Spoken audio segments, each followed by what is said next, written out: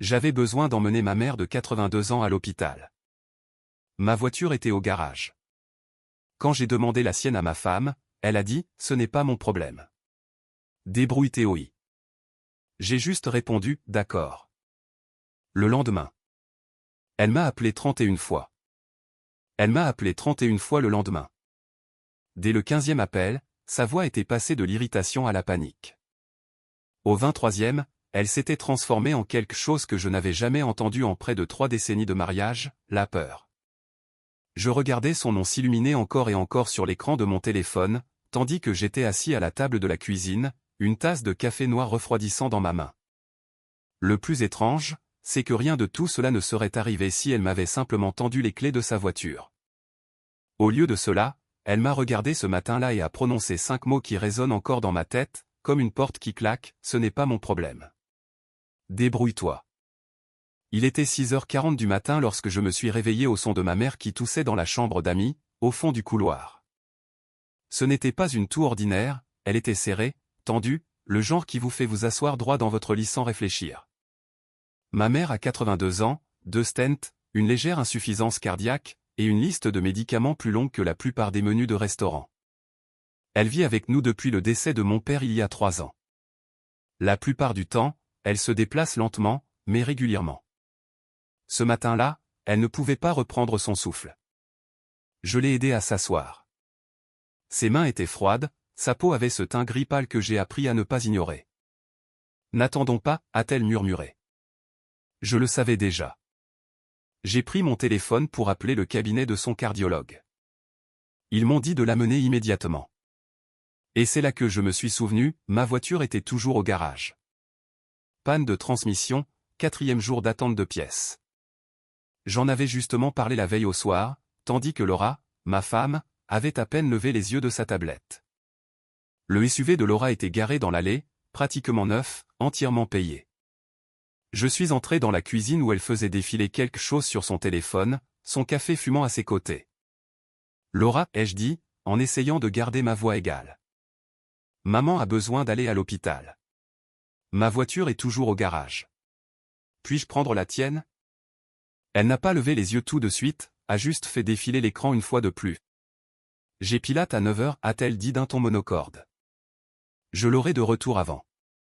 C'est laquelle m'a regardé et j'ai vu. Pas de colère, pas de stress, de l'indifférence. Ce n'est pas mon problème, a-t-elle dit, en soulevant sa tasse. Débrouille-toi. Un instant, j'ai cru l'avoir mal entendu. Ma mère ne peut pas respirer. Elle a haussé les épaules. Alors appelle un Uber.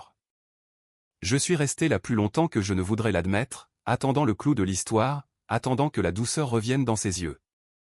Elle n'est pas revenue. Alors j'ai hoché la tête. D'accord, ai-je dit. C'était tout.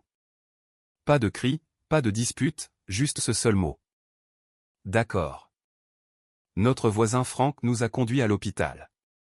Pendant tout le trajet, j'ai regardé par la fenêtre tandis que maman reposait sa tête contre le siège. C'était Laura, a-t-elle demandé doucement. J'ai gardé les yeux fixés vers l'avant. Elle a une matinée chargée, ai-je répondu. Maman n'a rien dit de plus, mais j'ai ressenti le poids de son silence. À l'hôpital, les tests ont commencé immédiatement, EKG, prise de sang, surveillance de l'oxygène. Je suis resté à ses côtés tout le temps. Ce n'était pas une crise cardiaque, heureusement. Accumulation de liquide, ajustement des médicaments, un coup de chaud. Mais quelque chose d'autre avait changé en moi ce matin-là. Quelque chose de silencieux, quelque chose de permanent. Laura a envoyé un texto une fois vers midi, tout va bien. J'ai fixé le message. Pas d'excuses, pas d'inquiétude, juste de l'efficacité. Elle est stable, ai-je répondu. Un emoji pouce levé est revenu. C'était tout. Ce soir-là, quand nous sommes rentrés à la maison, Laura était assise à l'îlot de la cuisine. Comment va-t-elle, a-t-elle demandé sans se retourner. Stable, ai-je dit.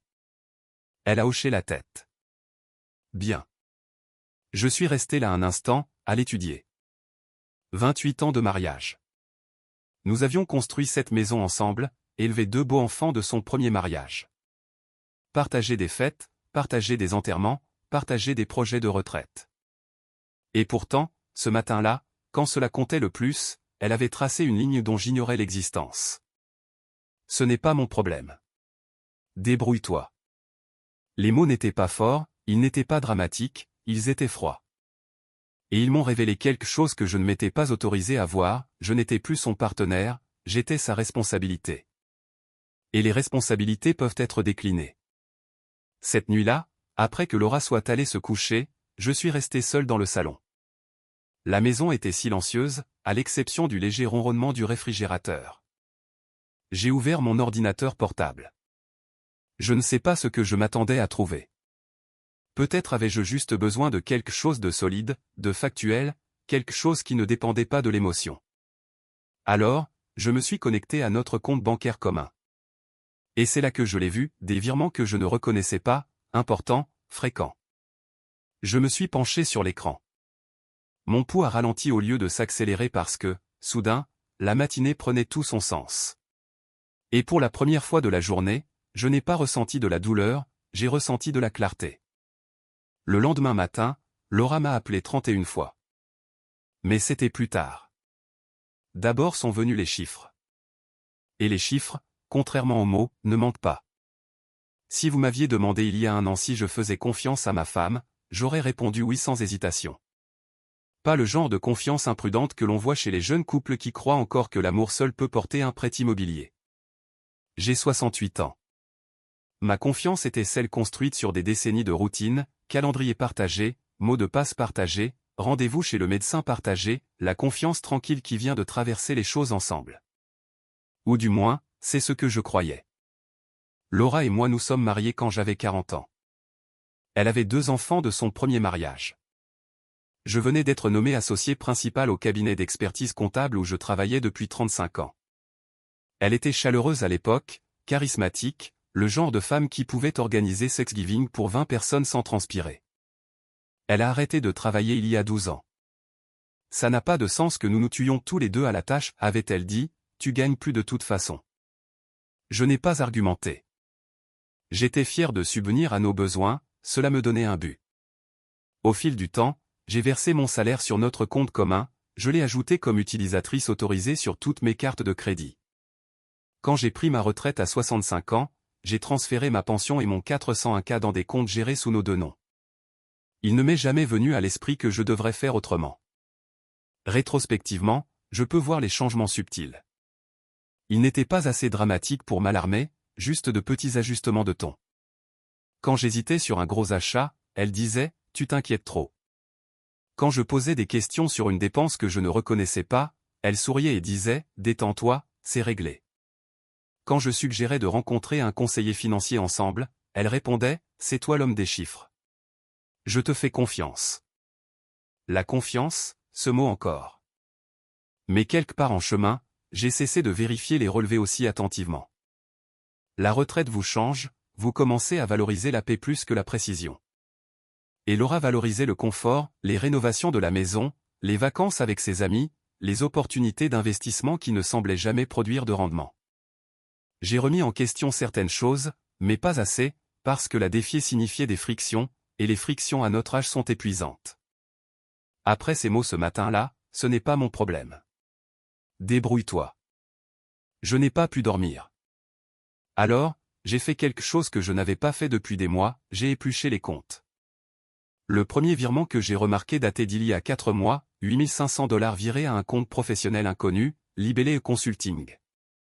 Le mois suivant, $12 000 investissement initial, puis $6200 retirés en espèces. Mon estomac n'a pas chaviré comme il l'aurait fait quand j'étais plus jeune. Au lieu de cela, j'ai ressenti une étrange stabilité. J'ai sorti les relevés de cartes de crédit, des achats de créateurs totalisant plus de $14 000 au cours de la dernière année, bijoux, forfait spa week-end, une agence de voyage boutique. Ce SUV dans l'allée, il n'était pas entièrement payé après tout. Il était financé par une ligne de crédit séparée dont j'ignorais l'existence, une ligne de crédit liée à notre capital immobilier.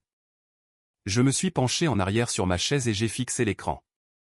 Pendant 28 ans, j'ai cru que nous prenions des décisions ensemble. Maintenant, je voyais le schéma, les virements n'étaient pas aléatoires, ils augmentaient. $8 500, $12 000, $15 000. Comme quelqu'un qui construirait un parachute en secret. J'ai ouvert un autre onglet et j'ai vérifié les registres fonciers en ligne. Le titre de propriété de notre maison était toujours détenu conjointement. Bien. Mais le prêt du SUV n'indiquait que son nom. C'était nouveau. J'ai fait défiler plus loin, 3 enquêtes sur son rapport de crédit, des demandes de prêt commercial datées des 60 derniers jours. Le jour où elle m'a dit que l'urgence de ma mère n'était pas son problème, elle avait déjà un pied en dehors de notre mariage, et c'était moi qui finançais la sortie. Je suis resté assis jusqu'à 2 heures du matin. Je n'ai pas pleuré, je n'ai pas enragé. J'ai rejoué les dernières années dans mon esprit, la façon dont elle avait commencé à prendre des appels téléphoniques dans une autre pièce, les nouveaux amis que je n'avais jamais rencontrés, l'insistance soudaine qu'elle avait à vouloir son indépendance financière. J'avais interprété cela comme une saine autonomie. Maintenant, cela ressemblait à de la préparation. Le plus douloureux n'était pas l'argent, c'était la réalisation que, pendant que je pensais au rendez-vous chez le cardiologue et au renouvellement de médicaments pour ma mère de 82 ans, ma femme pensait à la liquidité. J'ai entendu ses pas dans le couloir et j'ai rapidement fermé l'ordinateur portable. Elle est apparue dans l'embrasure de la porte, sa robe de chambre serrée autour d'elle. « Pourquoi es-tu réveillée » a-t-elle demandé. Je n'arrivais pas à dormir. Elle a hoché la tête, puis a fait une pause. « Tu semblais distant aujourd'hui. » Je l'ai regardé attentivement. « Je pensais, ai-je dit. »« À quoi ?»« À la responsabilité. » Elle a légèrement froncé les sourcils. « Qu'est-ce que ça veut dire ?»« Rien, ai-je répondu. » Elle m'a étudié un instant de plus, puis a haussé les épaules et est retournée se coucher. Ce haussement d'épaules, le même haussement d'épaules que le matin, ce n'était pas de la cruauté, c'était du mépris. Le lendemain, pendant qu'elle était à Pilates, j'ai appelé mon ancien collègue, Daniel. Il avait été mon conseiller financier pendant des années avant ma retraite. Dan, ai-je dit, j'ai besoin de tout revoir. Il n'a pas posé beaucoup de questions, m'a juste fixé un rendez-vous pour le lendemain matin. Quand j'ai raccroché, je suis passé devant l'îlot de la cuisine où elle s'était assise la veille. J'ai imaginé le moment à nouveau, ma mère luttant pour respirer, moi demandant de l'aide, elle soulevant sa tasse de café. Ce n'est pas mon problème. Débrouille-toi. La phrase n'avait pas seulement révélé son indifférence, elle avait révélé la mienne. J'avais ignoré les signes avant-coureurs pendant des années parce que les affronter me semblait peu pratique. Mais quelque chose dans cette matinée avait balayé le confort du déni. Si je pouvais conduire ma mère à l'hôpital sans son aide, je pouvais faire autre chose aussi. Je pouvais me débrouiller. Quand Laura m'a appelé 31 fois le lendemain, elle pensait qu'il s'agissait d'un inconvénient. Elle ne comprenait pas encore qu'il s'agissait d'une révélation, et les chiffres, une fois découverts, ne se cachent plus. Daniel n'a pas perdu de temps en bavardage. Quand je suis entré dans son bureau le lendemain matin, il a fermé la porte derrière moi et a dit « Commencez par le début ». Alors, j'ai commencé. Je lui ai parlé de ma mère, de la voiture, des mots de Laura. Puis, j'ai fait glisser une pile de relevés imprimés sur son bureau. Il a ajusté ses lunettes et a commencé à les feuilleter, lentement au début, puis plus rapidement. « Depuis combien de temps n'avez-vous pas examiné ces lignes par ligne » a-t-il demandé. « Pas en détail, ai-je admis. »« 6 mois, peut-être plus. » Il a hoché la tête. « La retraite peut faire ça. » Il a ouvert son ordinateur portable et s'est connecté à l'accès back-end qu'il avait encore l'autorisation d'utiliser pour mes comptes gérés. En 10 minutes, il a trouvé ce que j'avais pressenti, mais pas encore entièrement compris. Elle a déplacé de la liquidité, a-t-il dit calmement. C'est-à-dire, des positions de trésorerie, des virements à court terme, une expansion de crédit. Elle augmente les fonds disponibles tout en limitant les engagements à long terme traçables. Je l'ai fixé du regard. En français, elle se prépare à une séparation financière. Le mot est resté en suspens dans l'air, séparation. Pas de divorce, pas encore, juste préparation. Daniel a continué à faire défiler une ligne de crédit sur Capital Immobilier ouverte il y a 8 mois, autorisée par vous deux électroniquement. J'ai froncé les sourcils. Je ne me souviens pas avoir signé cela. Vous avez probablement approuvé quelque chose dans DocuSign sans lire les documents secondaires. J'ai fermé les yeux brièvement. Je me suis souvenu de la soirée où elle avait dit qu'il s'agissait de paperasse pour mettre à jour les bénéficiaires de l'assurance. J'avais signé depuis mon téléphone en regardant la télévision. Daniel a tourné l'écran vers moi. 42 000 $ retirés de la ligne au cours des 7 derniers mois. Cet argent n'est pas allé à la maison, a-t-il dit. Où est-il allé? Combinaison de virements personnels et d'autres choses. Il a cliqué à nouveau. 3 dépôts sur une SARL nouvellement constituée, enregistrée uniquement sous le nom de Laura. L'adresse de l'entreprise était un espace de coworking en centre-ville. Qu'est-ce que c'est? Ai-je demandé doucement. On dirait qu'elle a lancé une entreprise de conseil. J'ai ri une fois sous mon souffle. Laura n'avait jamais dirigé d'entreprise de sa vie. Elle est répertoriée comme propriétaire majoritaire, a ajouté Daniel. Combien y a-t-elle transféré? Il a fait le total des virements. Je me suis appuyé en arrière sur la chaise. Le prêt du SUV, la ligne de capital immobilier, la SARL, les retraits. Ce n'étaient pas des dépenses de panique, c'était un positionnement. Elle n'a pas touché à votre 401K, a dit Daniel. C'est une bonne chose, il est protégé, sauf si vous autorisez la distribution. Qu'en est-il de la sécurité sociale? Toujours déposé sur le compte commun. J'ai expiré lentement. Alors, quelles sont mes options? Daniel a joint les mains.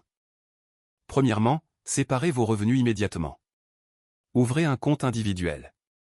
Redirigez votre sécurité sociale. Gélez la ligne de capital immobilier. Retirez-la en tant qu'utilisatrice autorisée de toutes les cartes de crédit émises à votre nom. Ensuite, consultez un avocat. Cela va-t-il faire monter les enchères? Il m'a jeté un regard que je reconnaissais après des années de négociations. Elles sont déjà montées. Vous êtes juste en retard à la réunion. Je suis rentré chez moi avec un étrange calme qui s'installait en moi. Il y a quelque chose de clarifiant avec les chiffres. Ils éliminent l'ambiguïté, ils ne se soucient pas du ton ou des excuses. Laura n'agissait pas impulsivement, elle exécutait un plan. Et je l'avais financé. Quand je suis entré dans la maison, elle était de nouveau au comptoir, son ordinateur portable ouvert cette fois. « Comment s'est passée ta matinée ?» a-t-elle demandé. « Productive. » Elle a souri faiblement. « Je travaille sur quelque chose de nouveau. » « Oh, une idée d'entreprise. » « Du conseil. » « C'est au début. » J'ai hoché la tête. « Cela semble cher. » Elle a fait une pause d'une fraction de seconde. « L'investissement nécessite du capital. » « Oui, ai-je convenu doucement. »« C'est vrai. » Elle a étudié mon visage. « Tu es étrange. »« Je le suis ?»« Oui. » « Depuis hier. » J'ai croisé son regard. Hier a été éclairant. Pourquoi faire pour moi? Elle a fermé son ordinateur portable lentement. Es-tu en colère à propos de la voiture? Non. Alors quoi? J'ai envisagé de lui dire tout de suite, de lui présenter les chiffres, de la confronter. Mais quelque chose en moi me retenait. Pas de peur, juste le bon moment. Je l'ai compris, ai-je dit simplement. Elle a froncé les sourcils. Qu'est-ce que ça veut dire? Cela signifie que je n'ai pas besoin du SUV. Son expression s'est légèrement adoucie, comme si elle croyait que la tempête était passée. Bien, a-t-elle dit, parce que j'ai des réunions toute la semaine. Cet après-midi-là, j'ai ouvert un nouveau compte courant à mon nom uniquement. J'ai redirigé mes dépôts de sécurité sociale avec effet immédiat. J'ai appelé la banque et gelé la ligne de capital immobilier en attendant un examen. Le représentant a demandé, raison, exposition financière non autorisée, ai-je répondu. J'ai retiré son autorisation de 2 cartes de crédit liées à mon compte de retraite. Chaque action me semblait méthodique, contrôlée, pas de vengeance, juste de la protection. Le soir, la banque m'a informé que les transactions en attente liées à la ligne de capital immobilier étaient suspendues. À 21h12, le téléphone de Laura a vibré.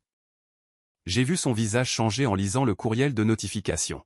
« Qu'est-ce que c'est ?» a-t-elle demandé sèchement. « Qu'est-ce que quoi ?» Il est dit que la ligne de capital est gelée. Oui. Pourquoi? Gestion des risques. Elle s'est levée. Tu ne peux pas simplement la geler sans me parler. Je peux, ai-je dit calmement. C'est à mon nom. C'est à notre nom. C'était, ai-je corrigé. Sa mâchoire s'est crispée. Tu réagis de manière excessive. Est-ce le cas? C'est à cause d'hier. Non, ai-je dit doucement. Hier concernait autre chose. Elle m'a fixé, cherchant une émotion. Mais il n'y avait plus de colère, seulement du calcul. Elle a pris son téléphone et est entrée dans la chambre, fermant la porte derrière elle. Je suis resté seul dans le salon. 10 minutes plus tard, mon téléphone a vibré. Numéro inconnu. Je n'ai pas répondu. Puis un autre, puis un SMS. Tu as gelé le compte? J'ai posé le téléphone parce que la suite nécessitait de la patience. Et quand les appels sont arrivés le lendemain, 31 d'entre eux, il ne s'agissait pas d'une visite à l'hôpital. Il s'agissait d'un levier. Et pour la première fois depuis des années, j'ai compris exactement qui l'avait. Laura n'a pas crié cette nuit-là, elle n'a rien jeté, n'a pas m'accusé de trahison, n'a même pas pleuré. Elle a calculé. C'est ce qui a fait la différence. Je l'ai entendu bouger dans la chambre bien après minuit, des tiroirs, des papiers ouverts, le doux tapotement de son clavier de téléphone. Quand elle est finalement sortie vers 1h du matin, j'ai fait semblant de dormir sur le canapé. Elle est restée un instant au-dessus de moi, me regardant, me mesurant. Puis elle est retournée à l'intérieur. Je n'ai pas beaucoup dormi, mais je n'ai pas douté de moi non plus. Il y a une certaine clarté qui vient lorsque le déni se dissout enfin. Pas de rage, pas de chagrin, juste de la clarté. Le lendemain matin, à exactement 7h18, mon téléphone a vibré. Appel numéro 1, Laura. J'ai laissé sonner. Appel numéro 2. Puis numéro 3. Au moment où j'ai atteint le parking de la banque à 8h05, j'avais cet appel manqué. Je n'ai pas ressenti de triomphe, j'ai ressenti une confirmation. À l'intérieur de l'agence, j'ai demandé une réunion avec la responsable principale des comptes, une femme d'une 50aine d'années nommée Michelle, calme et directe. Comment pouvons-nous vous aider aujourd'hui, monsieur Thompson? J'ai besoin de revoir la propriété des actifs et de geler tous les virements sortants supérieurs à $5000 sans double autorisation. Elle a tapé silencieusement. Anticipez-vous un litige? Possiblement. Elle a hoché la tête. Vous voudrez des preuves des récents retraits et extensions de crédit. Je les ai déjà. Elle a levé les yeux vers moi, étudiant mon visage. Est-ce un divorce? C'est une correction, ai-je répondu. Elle n'a pas posé d'autres questions. En 30 minutes, la ligne de capital immobilier a été officiellement suspendue en attendant un examen interne. Des alertes ont été placées sur tous les comptes. Les gros virements nécessitaient une autorisation en personne. Mon compte individuel a été entièrement activé. Quand je suis retourné à ma voiture, mon téléphone affichait 15 appels manqués et un message vocal. Sa voix était contrôlée au début. David, rappelle-moi. Il y a clairement une erreur avec la banque. À la fin du message, le contrôle s'était affaibli. Tu ne peux pas faire ça. À 9h30, j'ai rencontré un avocat. Daniel m'avait recommandé Suzanne Meyers, spécialiste en droit de la famille, 20 ans de pratique. Elle a écouté sans m'interrompre. Quand j'ai eu terminé, elle s'est appuyée en arrière. Votre femme a repositionné des actifs. Discrètement. Oui. Vous avez gelé les liquidités avant qu'elle ne termine la transition. Oui. Elle a hoché la tête. Cela explique les appels téléphoniques. Quels sont mes risques, ai-je demandé. Si elle dépose en premier, elle arguera d'abus financiers. Je n'ai rien transféré à moi-même au-delà de mes revenus gagnés. Une bonne documentation est votre bouclier. Elle a tapoté légèrement son stylo sur son carnet. Permettez-moi de vous demander quelque chose, monsieur Thompson. Pourquoi maintenant? J'y ai réfléchi. Parce qu'il ne s'agissait pas seulement d'argent, il ne s'agissait pas des virements. C'était la phrase, ai-je finalement dit. Elle a levé un sourcil. Quelle phrase? Ce n'est pas mon problème. Débrouille-toi. L'expression de Suzanne a légèrement changé. C'est souvent le moment, a-t-elle dit doucement. Le moment où un conjoint cesse de voir l'autre comme un partenaire. J'ai hoché la tête. Quelles sont mes options? Vous pouvez déposer une demande de séparation légale, protéger vos comptes de retraite, établir des limites financières temporaires, ou vous pouvez tenter une médiation.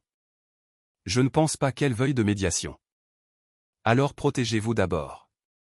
Quand je suis rentré à la maison, Laura était de nouveau assise à l'îlot de la cuisine. Mais elle ne faisait plus défiler l'écran cette fois, elle attendait. Ses yeux étaient perçants. « Que as-tu fait » a-t-elle demandé sans saluer. « J'ai ajusté l'exposition au risque. » Elle s'est levée. « Arrête de parler comme ça. Ce n'est pas une salle de réunion. » Non, ai-je convenu calmement. C'est notre maison. Tu as gelé la ligne de capital immobilier. Oui. Tu m'as retiré des cartes. Oui. Tu as redirigé ta sécurité sociale.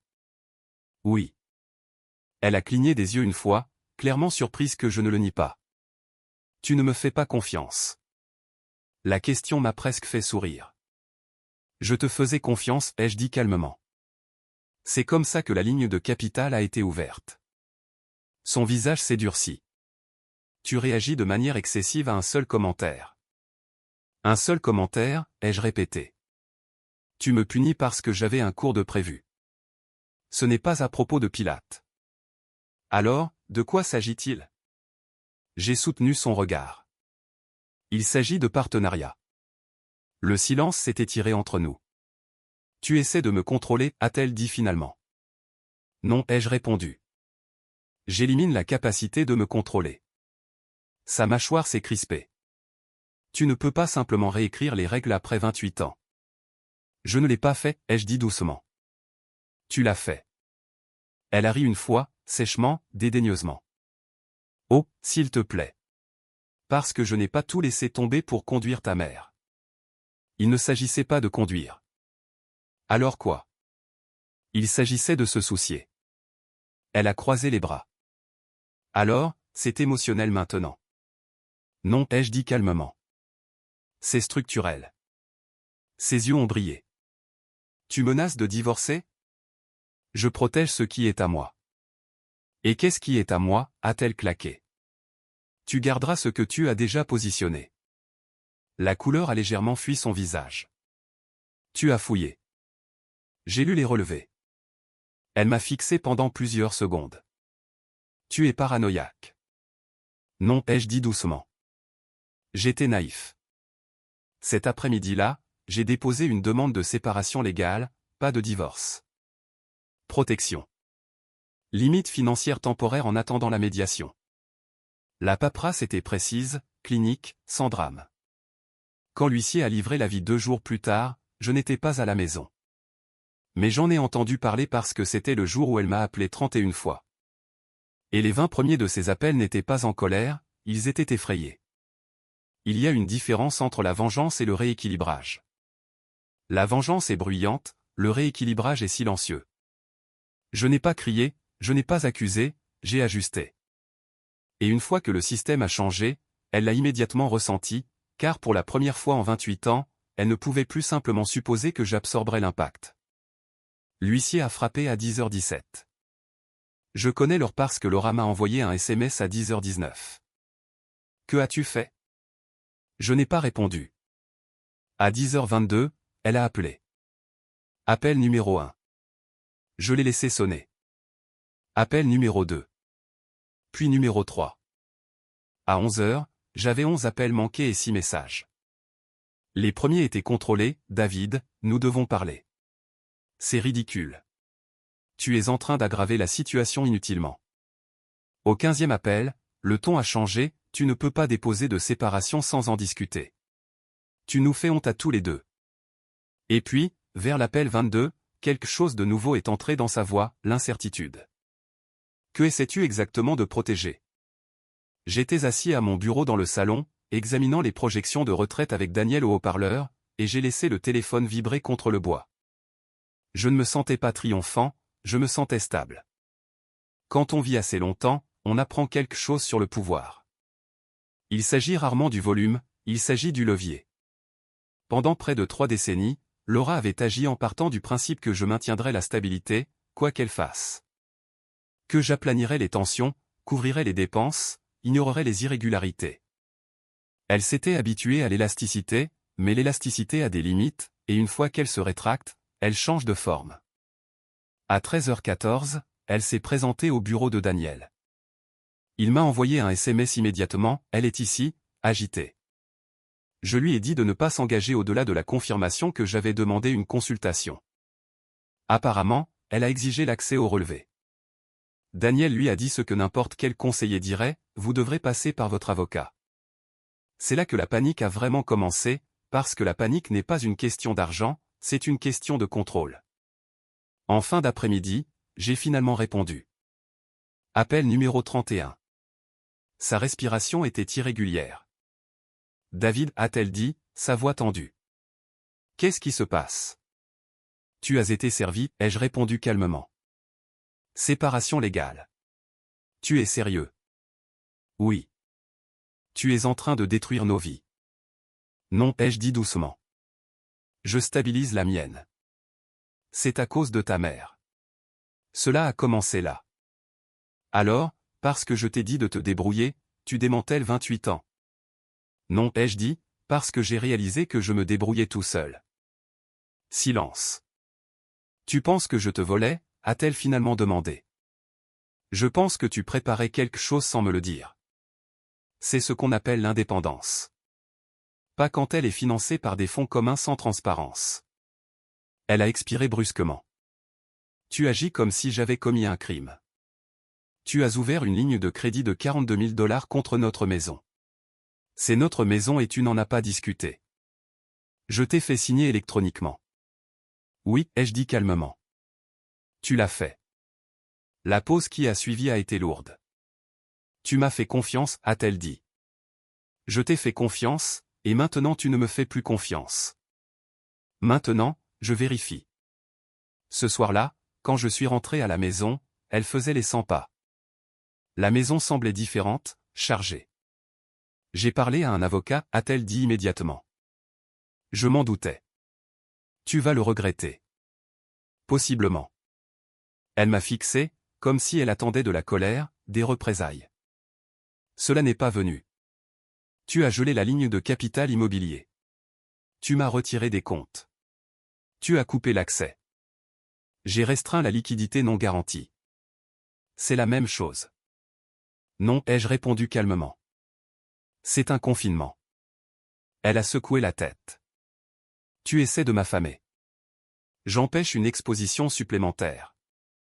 Elle a ri amèrement. Exposition à quoi? À ta paranoïa de retraite? À une responsabilité non divulguée. Sa voix a baissé. Tu m'as surveillé. J'ai examiné les relevés. Tu penses que je te quittais? Je pense que tu préparais des options. Et ça te fait peur. Non, ai-je dit, ce qui m'a fait peur, c'est une phrase. Sa mâchoire s'est contractée. Tu es toujours là-dessus? Oui. C'était une mauvaise matinée. C'était une matinée claire. Elle m'a regardé longtemps. Tu sais à quoi ça ressemble, a-t-elle dit doucement. À de l'abus financier. J'ai hoché la tête lentement. Et c'est exactement pourquoi j'ai déposé légalement. Son expression a vacillé, car elle avait compris, la documentation change les récits. Au cours des 2 semaines suivantes, une médiation a été programmée. Les actifs ont été délimités, les comptes de retraite séparés et protégés, la maison détenue conjointement, sous réserve d'évaluation, la ligne de capital immobilier suspendue en attendant l'examen du tribunal, sa SARL entièrement la sienne. Sans financement supplémentaire des biens matrimoniaux, le SUV, pour la première fois, sous sa seule responsabilité. La structure était visible, pas d'ambiguïté, pas de virement silencieux, pas de ligne floue. Le plus étrange n'était pas la tension, c'était le calme. J'ai conduit ma mère à son rendez-vous de suivi le mardi suivant, dans une voiture de location que j'ai payée moi-même. Quand nous sommes rentrés à la maison, elle a étudié mon visage. Tu as l'air plus léger, a-t-elle dit. Je me sens plus clair, ai-je répondu. C'est fini, a-t-elle demandé doucement. Non, ai-je dit. C'est équilibré. Cette nuit-là, Laura a dormi dans la chambre d'amis. Nous nous déplacions l'un autour de l'autre avec précaution, civilement, mais quelque chose de fondamental avait changé. Pas d'hostilité, mais une hiérarchie. Elle n'opérait plus à partir d'un levier supposé, elle négociait sur un pied d'égalité. Et c'est là que la colère a vraiment fait surface. Parce que l'égalité ressemble à une perte pour quelqu'un habitué à l'avantage. 3 jours avant notre première séance de médiation, elle se tenait dans l'embrasure de la porte du bureau. « Tu n'avais pas à m'humilier, a-t-elle dit. Je ne l'ai pas fait. Tu m'as fait signifier des papiers à la maison. C'est comme ça que le processus fonctionne. Tu aurais pu me prévenir. Je l'ai fait, ai-je répondu. Quand? Quand j'ai dit et d'accord, point. Elle m'a fixé, la confusion et la réalisation se heurtant dans son expression. Tu me punis. Non, ai-je dit doucement. J'ai compris.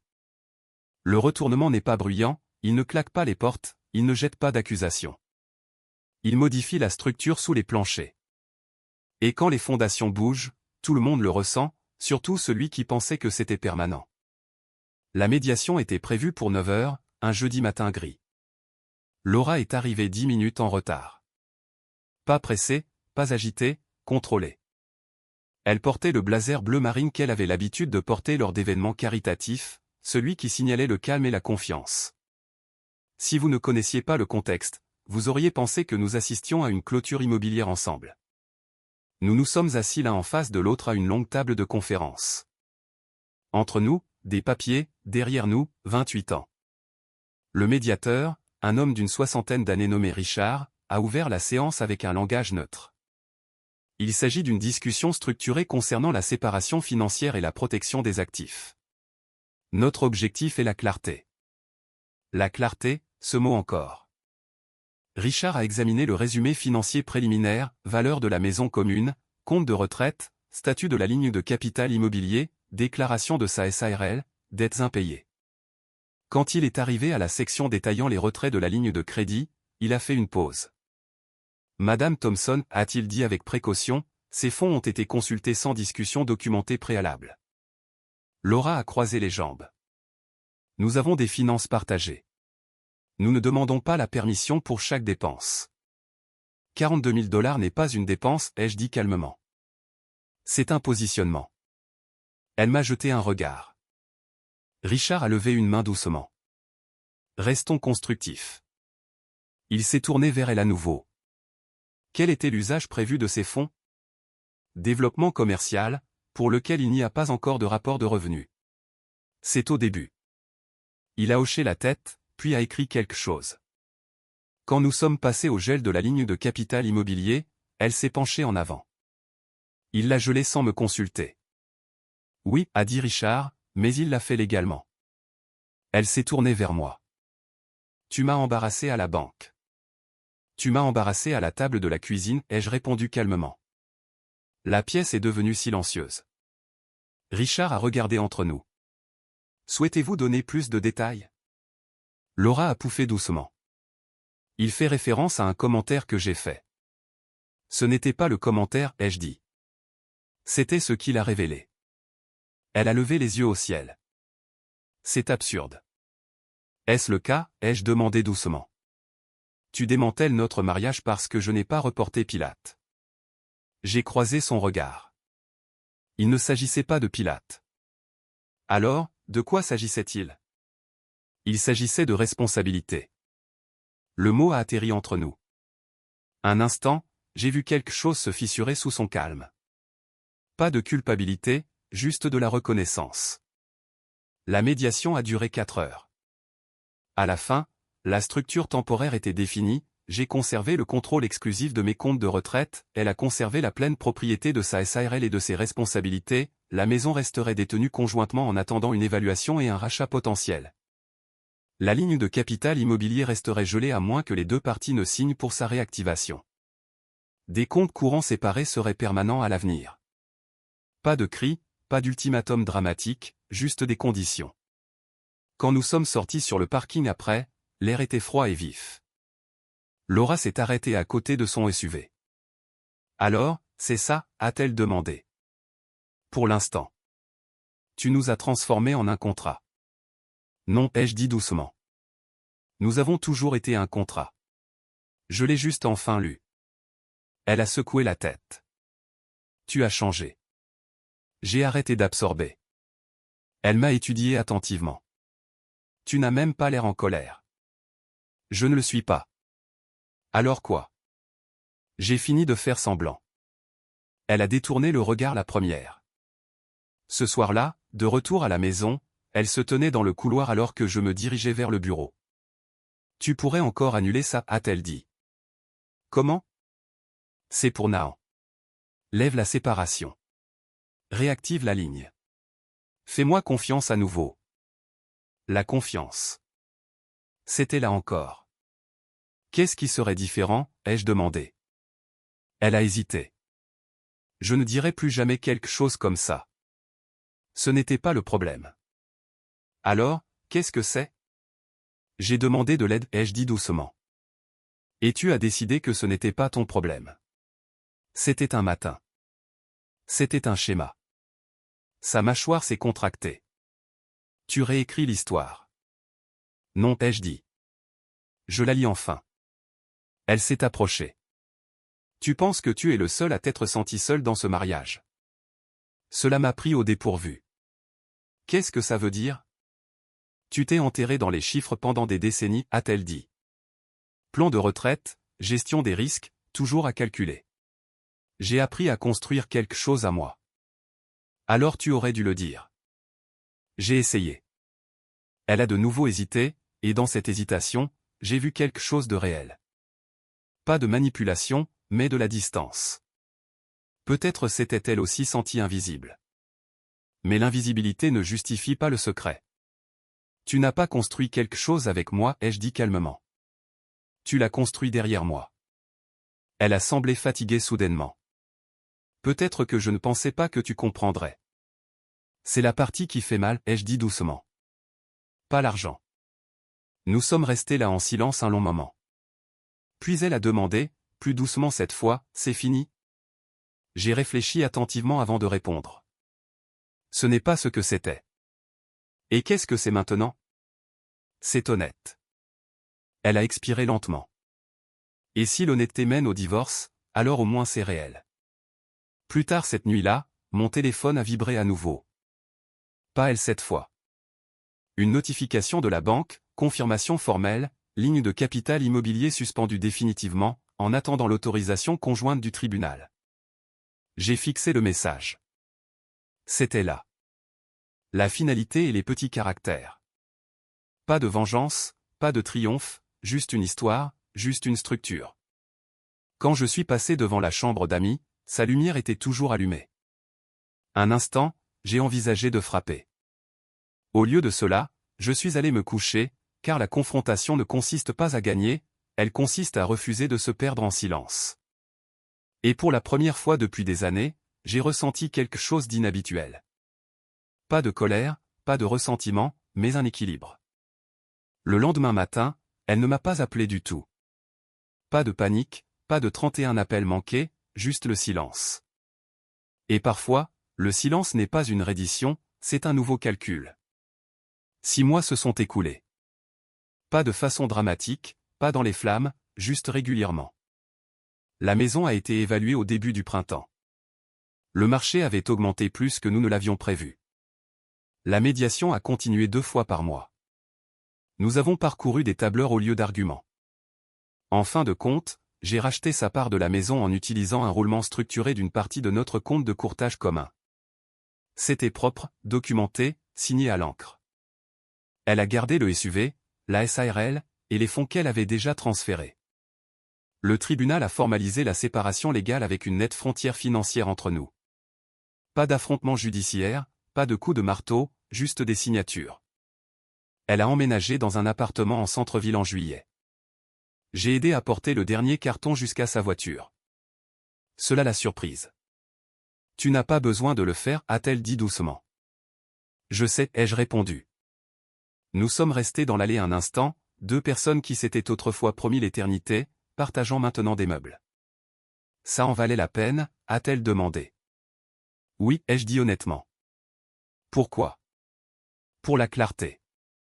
Elle a hoché la tête lentement. Je n'ai jamais voulu te faire de mal. Je le crois, ai-je dit. Mais tu l'as fait. Elle a détourné le regard la première, puis elle est partie en voiture. La maison semblait plus grande sans elle. Pas plus vide, juste plus calme. Ma mère était assise à la table de la cuisine ce soir-là, pliant soigneusement un torchon. Elle est partie, a-t-elle demandé. Oui. Elle a hoché la tête comme si elle avait connu cette fin bien avant moi. Tu es seule, a-t-elle demandé doucement. J'ai réfléchi à la question. Non, ai-je finalement dit. Je suis installé. Et c'était la vérité. Ma sécurité sociale est maintenant déposée sur mon compte individuel chaque mois. Le prêt hypothécaire est remboursé agressivement. La ligne de capital immobilier reste fermée. Mes projections de retraite sont modestes mais stables.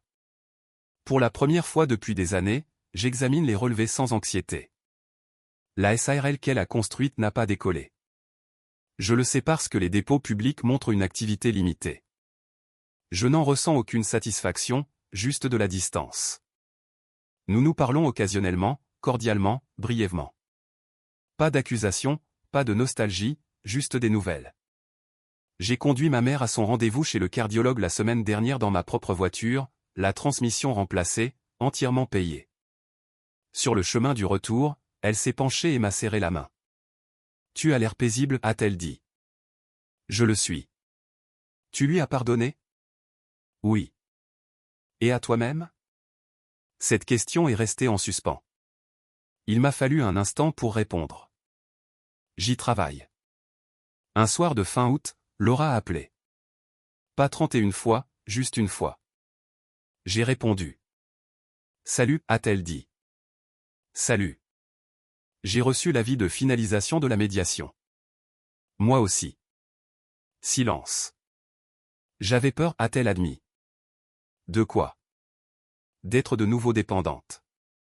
J'y ai réfléchi. Tu n'as jamais été dépendante, ai-je dit. Tu n'avais juste pas confiance que je resterais à tes côtés si tu le demandais. Et maintenant? Maintenant, je me tiens à mes côtés d'abord. Elle a expiré doucement. Ça semble différent. Ça l'est. Nous n'avons pas dit grand-chose d'autre. Quand l'appel s'est terminé, je n'ai pas ressenti de regret, j'ai ressenti une résolution. Cette histoire ne se termine pas par une réconciliation. Elle ne se termine pas par des excuses dramatiques ou des vœux renouvelés. Elle se termine par une structure, par des limites, par un homme qui a finalement compris que l'amour sans respect devient une obligation, et que l'obligation sans clarté devient une érosion. Quand elle a dit « ce n'est pas mon problème. Débrouille-toi ». Elle n'a pas réalisé qu'elle me donnait quelque chose de puissant, la permission. La permission d'arrêter d'absorber, la permission d'arrêter d'aplanir, la permission d'arrêter de supposer un partenariat là où il n'existait plus. Et quand elle m'a appelé 31 fois le lendemain, ce n'était pas parce qu'elle m'aimait davantage, c'était parce que la structure avait changé. Parce que, pour la première fois en 28 ans, elle ne pouvait plus compter sur mon silence. Si vous vous êtes déjà retrouvé à porter plus que votre part, si vous avez déjà ignoré les chiffres parce que les affronter vous semblaient trop lourds, si vous avez déjà confondu l'endurance avec la force, je comprends.